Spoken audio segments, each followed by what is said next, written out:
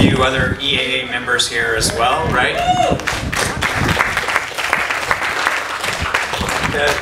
The Golden Gate chapter is the official San Francisco chapter, but they're also hosting an event up at Marin. So their president is up there running the event up at the Marin County Center. The Sierra Club, you'll hear from them a little bit later. And Plug in America, Mark Geller has really been a lot of the driving force.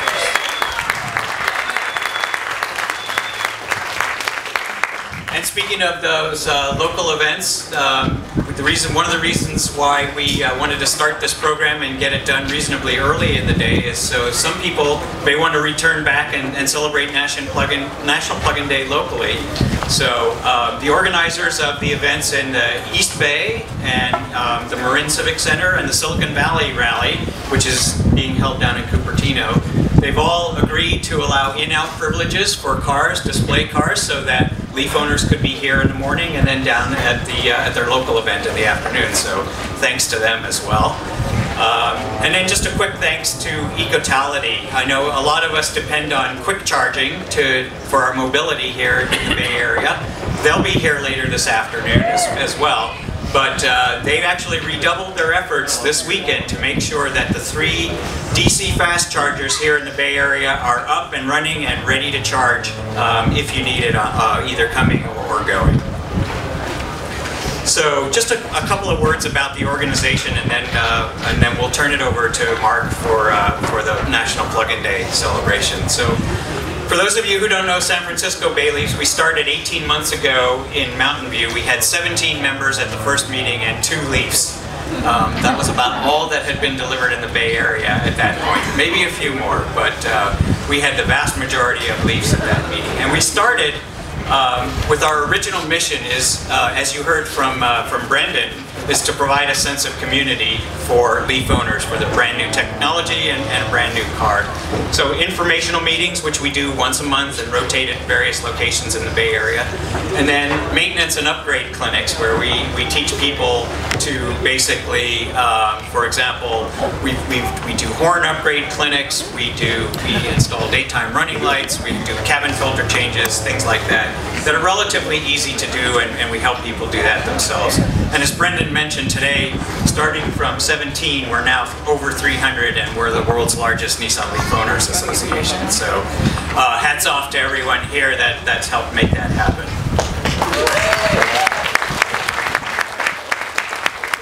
So the makeup of the group is, I mean, we basically span all walks of life. Of course, being located here in San Francisco and Silicon Valley, you can expect that we have quite a number of engineers and inventors.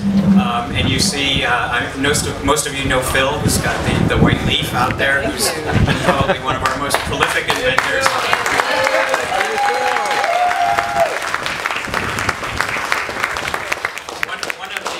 One of the highlights of 2011 in our sort of year-end report to the members was we always wanted to come to the meetings to see what Phil would bring, what new gear that he had invented for the Leaf. So he's done a lot, and Bill Davis as well has done a lot with seat heater retrofits back there. And I'm sure I'm leaving out a number of people, but these people are creative, engineers, entrepreneurs. We have stay-at-home parents that are members of the group, people that are authors and journalists. Kathy, who's a school teacher. We have other teachers in the organization. We have venture capital investors. And most of all, we have a lot of people who have been in the electric vehicle industry as environmentalists and advocates for a long time. So this is something that being an advocate for electric vehicles is not new, but we've actually learned a lot from the people who actually started doing this well over 10 years ago. And Mark, who you'll meet in a minute, is one of the earliest ones. So I'm starting out as a community for Leaf members. Our mission has grown, actually, and you heard Kathy talk about that a little bit. One of the things we do is education to the public about electric vehicles, and we do advocacy, legislative advocacy, and we provide feedback to agencies like Bay Area Air Quality Management District to help them make their plans for the coming year.